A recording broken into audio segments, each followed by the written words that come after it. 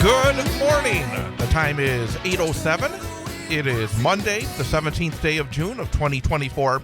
Very mild start here in north central Wisconsin at our studios on the corner of Washington Street and North 3rd Street in downtown Wausau. Partly cloudy. Actually, it's mostly cloudy as I take a look out through the window as I have a beautiful viewpoint of the big hole across the way in the area of the old Wausau Center Mall. And right now, 75 degrees is the temperature. Yep, it was a very warm overnight. It's a very warm start this morning, and it looks to be a rather warm start to the work week. We'll have details on that coming up. But first of all, welcome to the Monday edition of the Chad Holmes Show on Bull Falls Radio, 98.9 and 1230.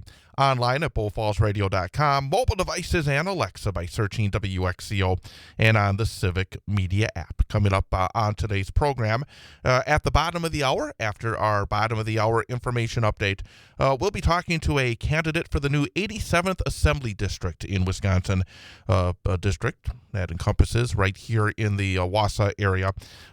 Republican candidate for the 87th, Cory Sillars. We'll have him on at 8:35 this morning.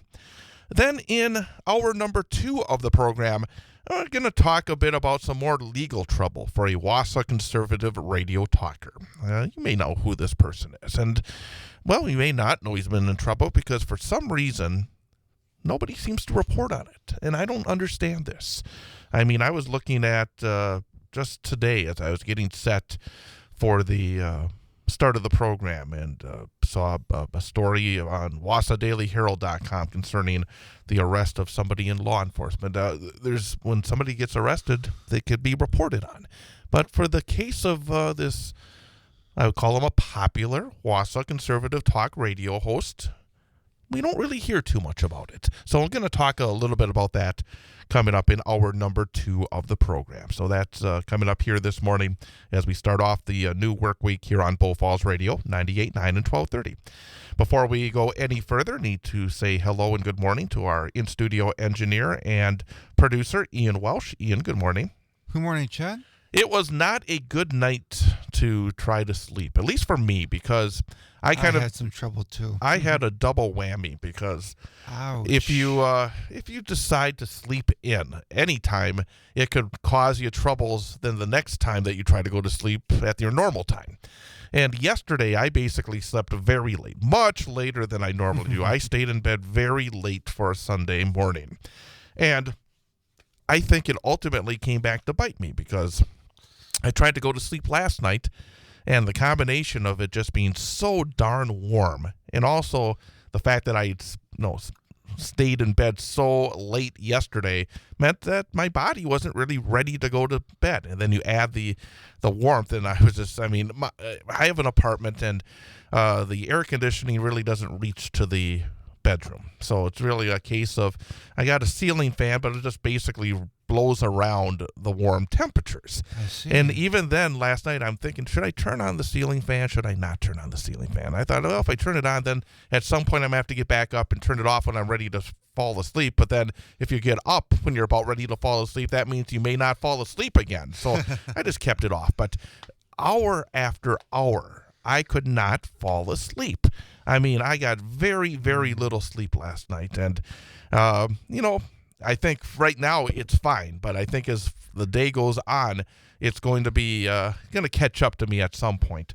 But yeah. I mean, just last night, we have been, I would say, fortunate. I mean, was it last week when we were talking to Brittany? There were some nights where some areas, especially in northern Wisconsin, was getting close to the freezing mark. Yes, I mean, remember that. Yeah, we're talking about temperatures in the 30s and the 40s, and perfect sleeping weather, really nice sleeping weather. Mm-hmm. And then last night, I mean, I don't know if it ever got below 70 degrees. I mean, right now to be at this point of the morning, it's, just after 8 o'clock and it's 75 degrees. Just, it's not good. It is hard to sleep when it's humid. I mean, if it's humid, I tend to sweat more. It's really hard for me to fall asleep if I'm sweaty and hot. I know it. Because then I just get irritated and then I'm tossing and turning. I can't sit still and just... I've gotten into a weird habit of some days I'll go the whole night without waking up in the middle of the night, which is fine. And then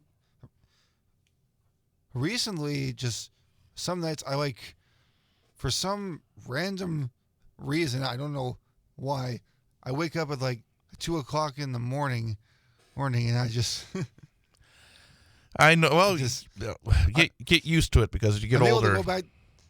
I'm able to fall back to sleep in about 15 minutes. But it's like for some random reason, oh man, not again. And if you folks were listening earlier to the Up North News program with Pat Kreitlow, you heard Pat talking about, as he is based out of the Chippewa Falls area, that there's some severe weather in the western part of the state. We're going to have to wait and see whether or not this severe weather moves towards us later in the morning. It is expected that we will be getting some rain as we get closer and closer to the end of the morning. But in fact, right now there is a severe thunderstorm warning that remains in effect until 8:15 a.m. For Eau Claire County, southwestern Chippewa County, and southeastern Dunn County. So again, as we get later into the morning, be aware that we are expecting some rain, and at that point, perhaps the temperatures will go down. In fact, when I was looking at the current weather in Eau Claire, it's actually only 64 degrees because that rain is moving through. And of course, I think once the rain goes by, then their temperature will rise back up. But should that rain come here later in the morning, as expected here in the Wausau area, at this point, not counting on severe weather, but some rather significant rainfall. In fact, some significant cloudbursts. In fact, we're looking at anywhere from 3/4 of an inch to 1 inch of rain possible as we get later into the morning around 12 noon. So we're going to keep an eye on that as we continue throughout the morning here on Bull Falls Radio. And if there should be any severe weather, the folks from our meteorology team at Bull Falls Radio and Civic Media will keep you up to speed on the weather. But right now, it does look like that weather system will be moving into our area coming up sometime this morning and later morning, early afternoon. And that will keep the temperature from not going too much warmer than it is right now. In fact, expecting temperatures ultimately around 80 degrees today before tomorrow, where it's going to be a true summer-like day. Tomorrow we may be hitting 90 degrees, and we'll have more details on the weather coming up in just a few minutes.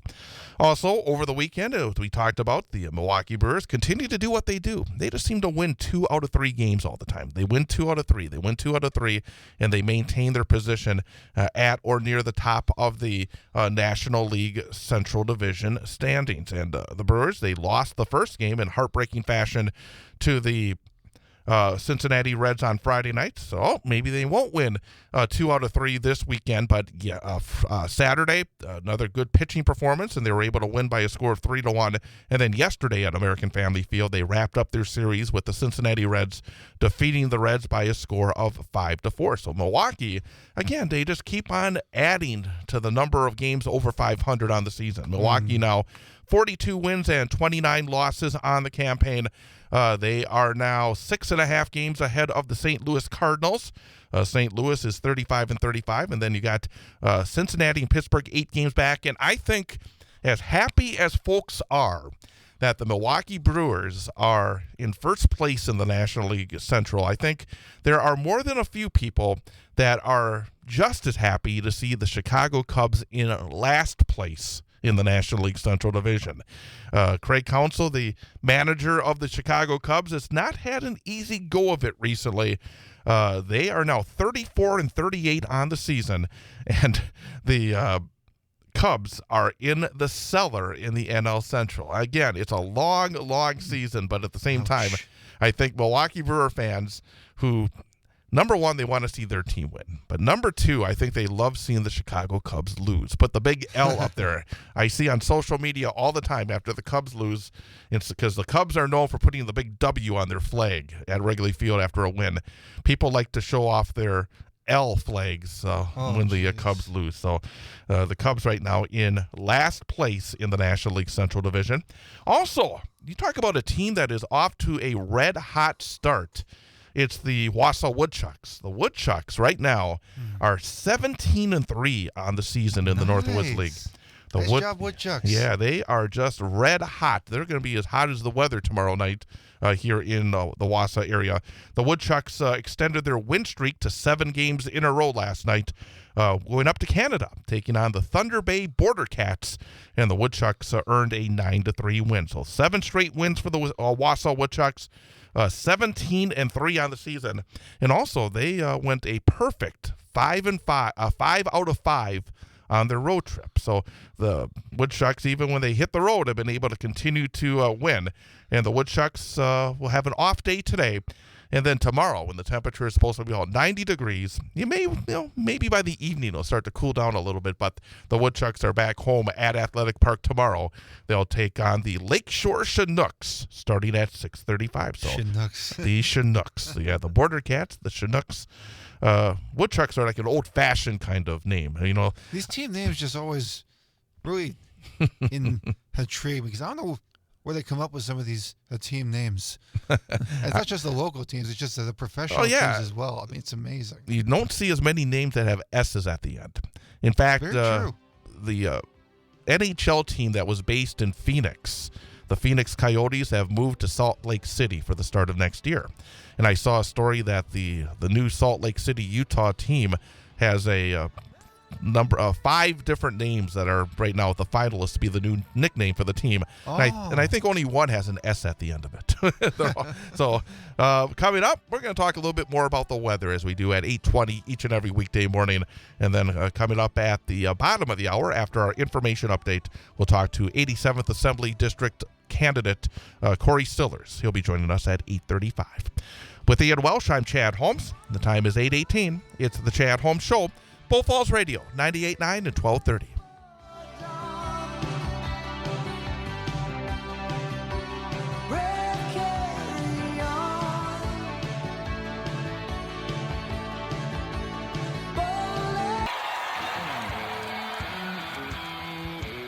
The second annual Celebration of Life with Extra Innings takes place June 21st and 22nd at Sunnyvale Softball Complex in Wausau.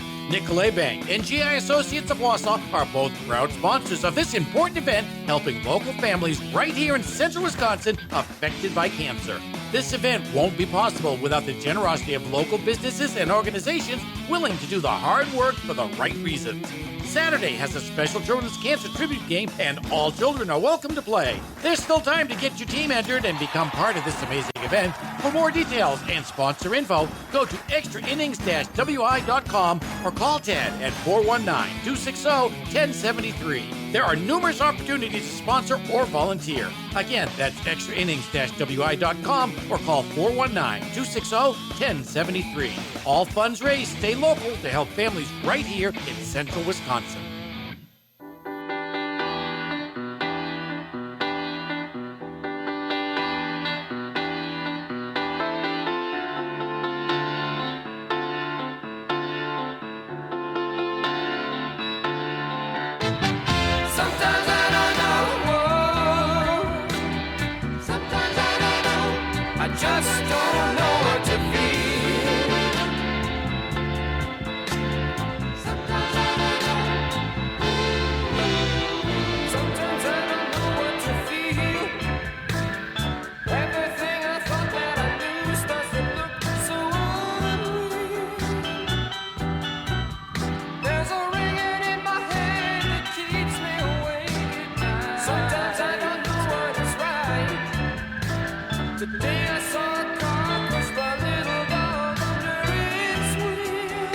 And welcome back. Chad Holmes with you here on Bull Falls Radio, 98.9 and 1230. Online at bullfallsradio.com. Mobile devices and Alexa by searching WXCO, and on the Civic Media app. Again, mostly cloudy skies, a very mild start here in central Wisconsin. 75 degrees is the temperature. Also, we just heard a promotional announcement concerning, again, a terrific event coming up this weekend. It's the Extra Innings event going on at Sunnyvale Softball Complex. There is just a lot going on. The Extra Innings Celebration of Life.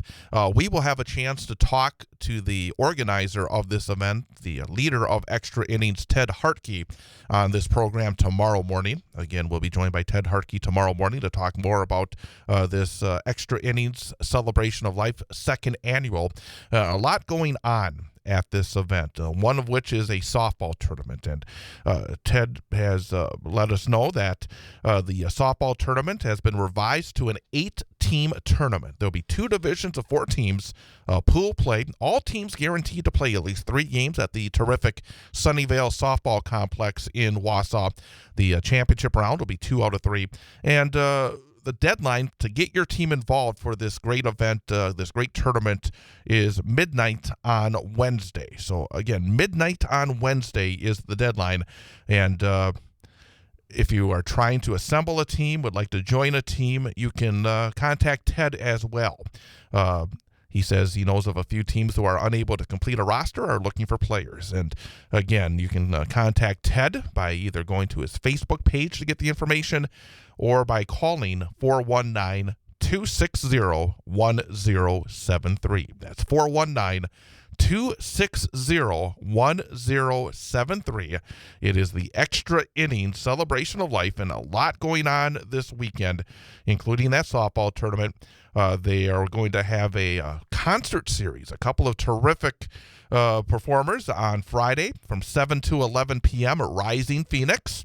And then on Saturday from 5 till 7, Caleb Delaney. And again, all proceeds from everything that is happening at this event goes to benefit local cancer payments. And if you've heard our conversations with Ted Hartke previously, he has spoken about how important that is, that all the money that is raised here is going for those that are here in central Wisconsin and their families that are battling this terrible disease of cancer.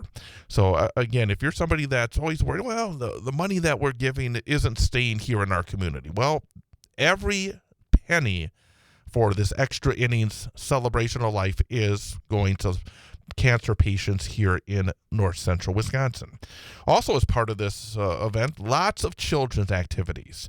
Coming up on Saturday, starting at 10 a.m., there will be a children's concert featuring Toon Tots with Mr. Tempo, bounce houses, face painting, a petting zoo, food and drinks, and more as well.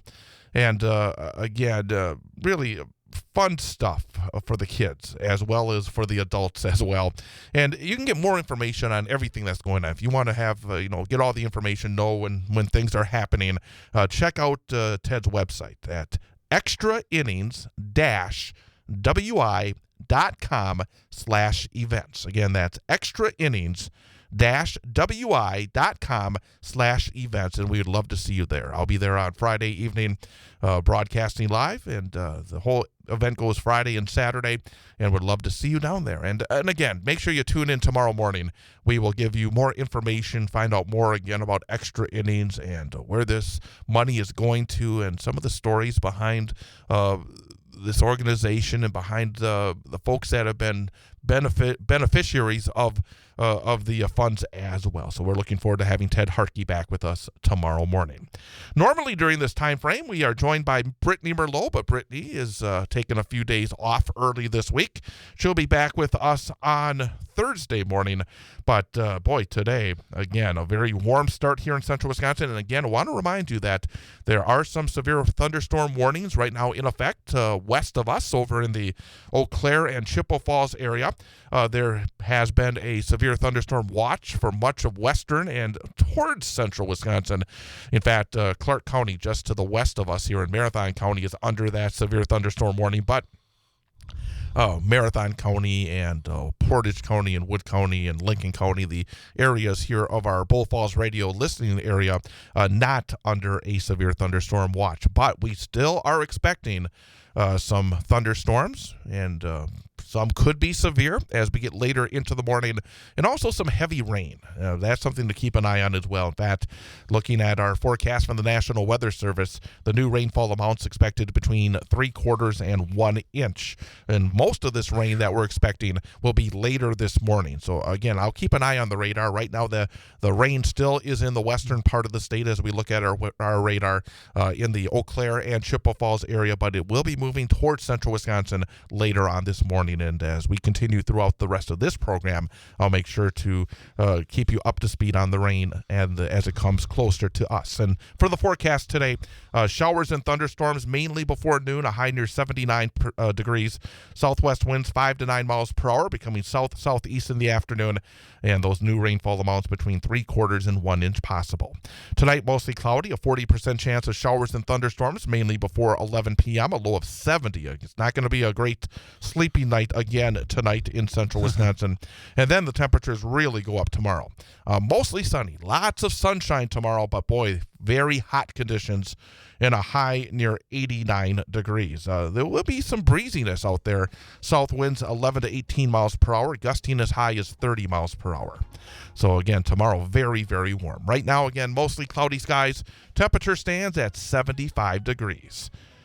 Winds out of the south at 5 miles per hour. Dew point way up there, 71, so that humidity also making it feel it very warm. Relative humidity of 88%. The barometer at 29.82 inches and a visibility of 7 miles. Coming up next, it's an information update, news, weather, and sports. Information at the top and bottom of every hour, and then we'll be joined by Assembly candidate Cory Sillars. 87th Assembly District. The time is 8:29. Chad Holmes Show, Bull Falls Radio, 98.9 and 1230.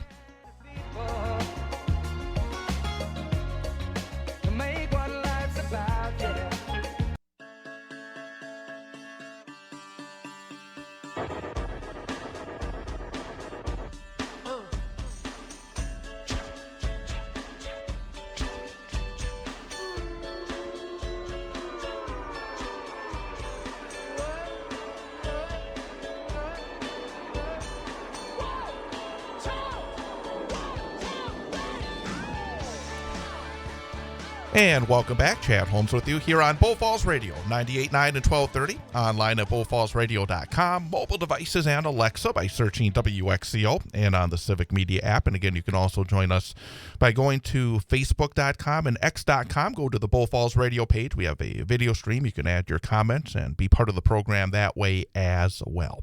And right now, very happy to welcome into studio candidate for the 87th Assembly District, and a new district after some of the lines have been redrawn, and Republican candidate, a competitive primary, then, of course, the general election coming in November as well. But very happy to welcome candidate Cory Sillars. And, Cory, thank you for coming on over. Good morning. Thanks for having me in today. Absolutely. I thought we'd start off with some background for folks who may not be familiar with you. I guess maybe the thumbnail biography of Cory Sillars. Who is Cory Sillars as you start this journey into a run for Assembly? Sure. I'm a lifelong resident of Rim Mountain, and I've been a trustee in the village since April of 22. I have 2 kids. My daughter's in college over at NTC, and my son will be a senior at Wausau West High School, does football, baseball things. So sports dad as well. I've seen him around. Yeah, a little bit, right? I started working with my dad when I was 12 years old, and I've been a carpenter for over 30 years. And 2012, I took over the business from him, and I have a long list of repeat clients over our now 50 years. Actually, this year is our 50th year. And I think that's a testament to what my father taught me about how to work and build relationships with people, and doing that through hard work. And people see that, I think, and resonate with me. I started following all the referendum questions as part of the Wausau School District about 3 years ago. Went and used my 3 minutes of public comment as much as I possibly could to be engaged and understand what was going on. Tried to talk to superintendent and the business operations manager at that time. And when the open seat for Wausau School Board came up in the summer of 22, put my name in and was appointed to that position in September, and then got reelected April 23. So new to politics in general, just been a very involved father, been very involved over the last 30 years really with the Wisconsin Builders Association and pushing pro-housing issues and deregulating that to try to create a better affordable housing situation for all residents in the state. So that's my basic experience. Let's talk about this race. Obviously, you've decided to throw your hat in the ring here in the 87th, two-person primary at this point on the Republican side. Why did you decide that this was a position that you wanted to attempt to serve here in central Wisconsin? Some of the reasons I got into both being a trustee and being on the Wausau School Board is not feeling that, some of it's bureaucracy, some of it was elected officials, but just not feeling that parents and residents weren't having a voice, like, those in office weren't listening kind of thing. And the makeup of the 87th is a lot of rural area. It's a lot of farmers, loggers, truckers, mechanics, factory workers. And I've been a carpenter for 30 years. That's what my dad taught me how to do. And I do it well, and I have repeat customers. And the people I've been engaging in the less populated areas have been absolutely fantastic. They've been relating to me, and we talk about the issues on their potato farm. We talk about their struggles at their auto wrecking place and them not having quite enough workers. And I found it that I'm a working guy. I'm a blue collar guy, just like them. And we've been able to have great conversations. And that's a real reason. I want to make sure, because I felt that, and I've been getting that same reaction, that we aren't listened to in Madison.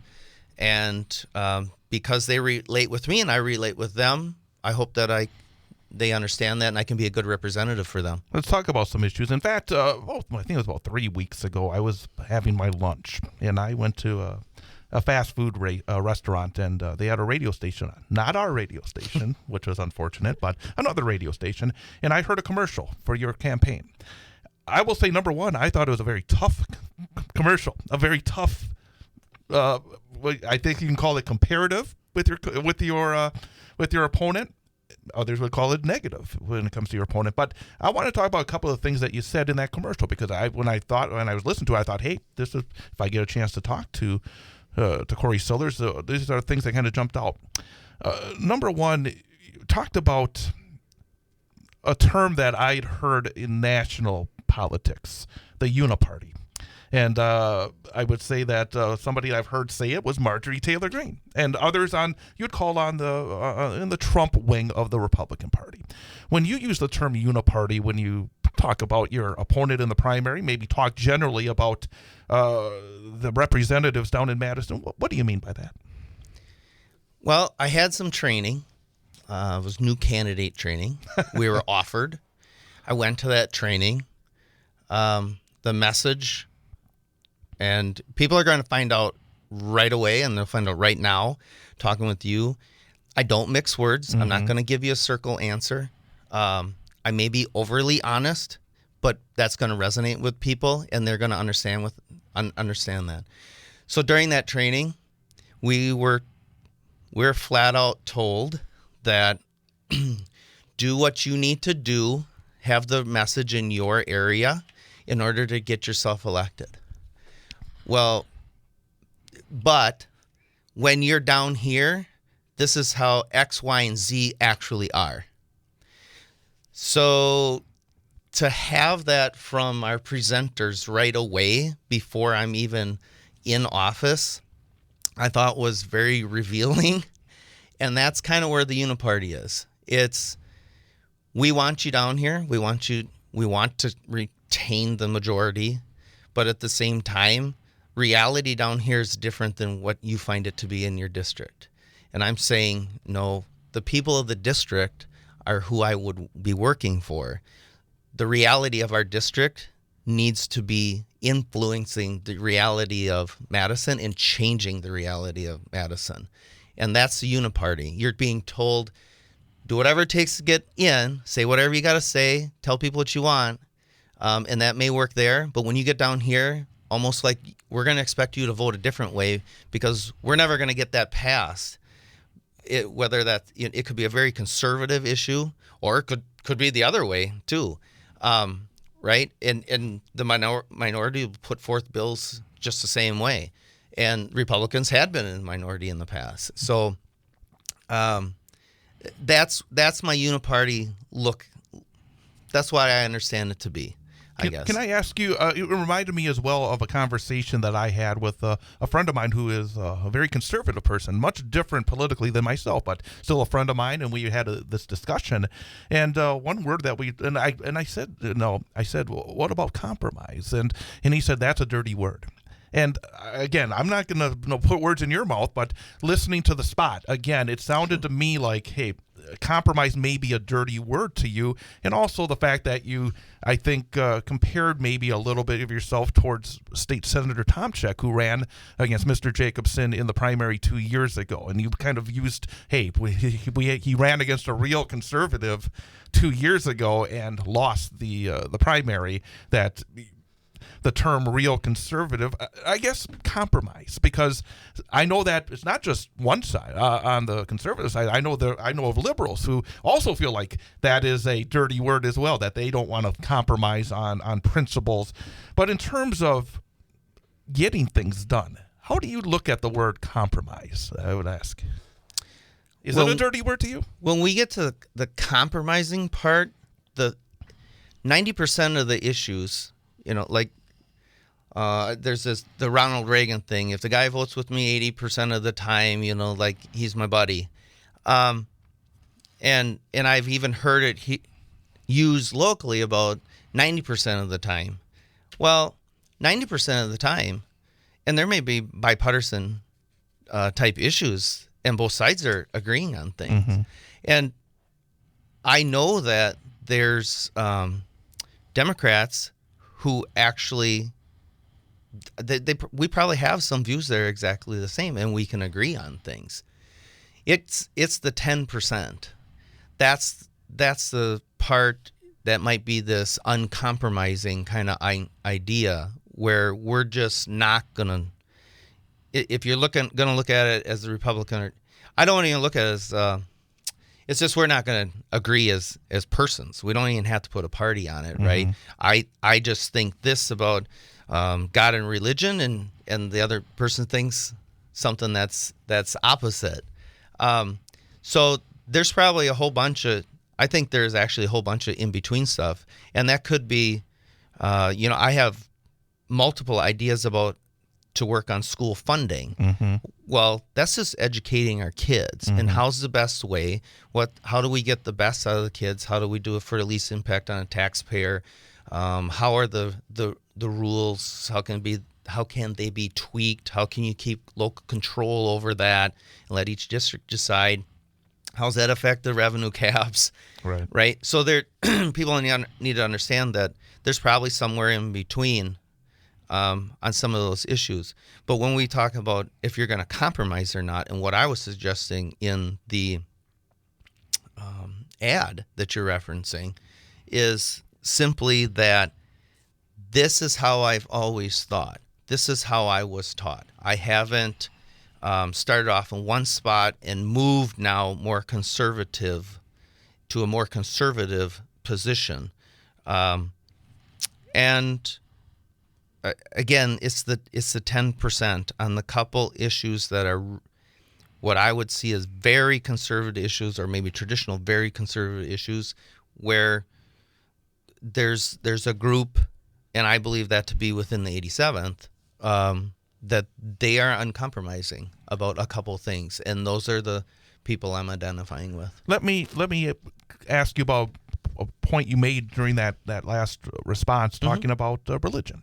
What do you think the role of religion should be in public office? the role of religion in public office is that each person's religious view gives them their personal moral compass. The way I was raised and my faith journey has hardened, crystallized my views on a couple of the issues, and that's my stance. We can say it, compare it as a right or wrong kind of thing, but that's what I think. I think your religious upbringing, your faith journey, helps to be your moral compass, and each that journey is different for each person. How do you take that though in a position where you're making law, where you have, and again the term is faith. It's again maybe not fact. Again, faith is faith. How do you take the two sides? And okay, I got faith, but then I am making laws that affect people that may have different feelings about faith. Well, that you're putting it to me in a different way. Should there be a separation at times between the church and faith? Sure. But at the same time, it's how do we decide what is right and wrong just in general? But that is the moral compass that makes us decide whether we have a law and how it affects people a certain way. We got to go away for about 1 minute. We'll come back and talk about some other issues with 87th Assembly candidate Cory Sillars as we continue on this Monday morning. The time is 8:49. It's getting darker out there, expecting some rain. Temperature is 75 degrees. Bull Falls Radio, 98.9 and 1230.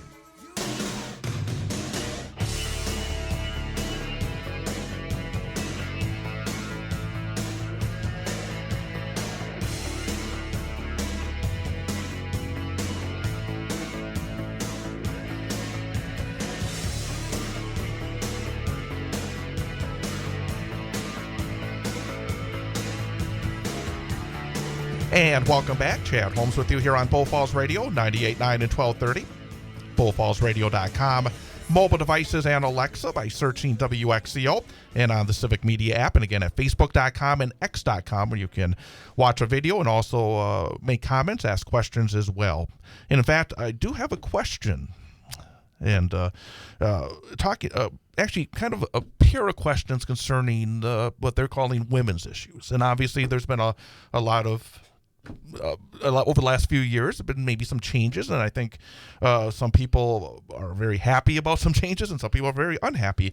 But this listener says, let me just how would you vote on women's reproductive issues? Do you support bans, or does he support a woman's right to choose? How do you look at some of these issues, whether it's abortion, whether it's we've been seeing some in vitro legislation at the national level? I guess what's your general point of view when it comes to women's reproductive issues? So we call it abortion, but or we can call it women. And I think ending a baby's life. I am a believer in a lot of the folks in the 87th that I've talked to already. This is this is one of their 10% issues. Life starts at conception, and we would really like to see it to go to a natural death. That's life. That's human life. Little ones that are in the womb don't have protections the same as somebody that's outside the womb at this point. So that's one part of a discussion. If you say women's reproductive rights and you're going to talk about contraception is available. The difference that I was explained to me by a friend that said, you're going to go in there and take away contraception from myself and my daughter. I said, how would I do that? I'm not closing down Walgreens or CVS. That's available to you. So what she said, though, is the issue is between more or less government-funded contraception or can I just go buy it over the counter? And I said, well, that's not going away. We're not even discussing any of that as far as I'm concerned. What's happening with, you say abortion, we're not aborting. You may have a medical need to remove the embryo from a fallopian tube and repair the tube, or the doctor needs to take part of that out. That's a medical procedure that's between you and your doctor. At the end of the day, what me and this is my personal view, I state it very clearly, life begins at conception. I'd hope that people can make it to their natural death. The people in the 87th that I've interacted with are same opinion. But medical procedures are between any patient and their doctor. Government doesn't need to be involved with that at all. And that's not necessarily, it's not a pro-life, it's not a pro-choice. If it's a medical procedure, that's not my deal. If the state in general decides to go back to some level of abortion, which right now, my understanding based upon the court case from Dane County, it sits at 20 weeks. If the woman decides to do that with their provider, then that's up to them. And to me, based upon my religious views that we were just discussing a little bit, that's between them and whoever they feel is God or their maker or the higher power that they see or they don't see.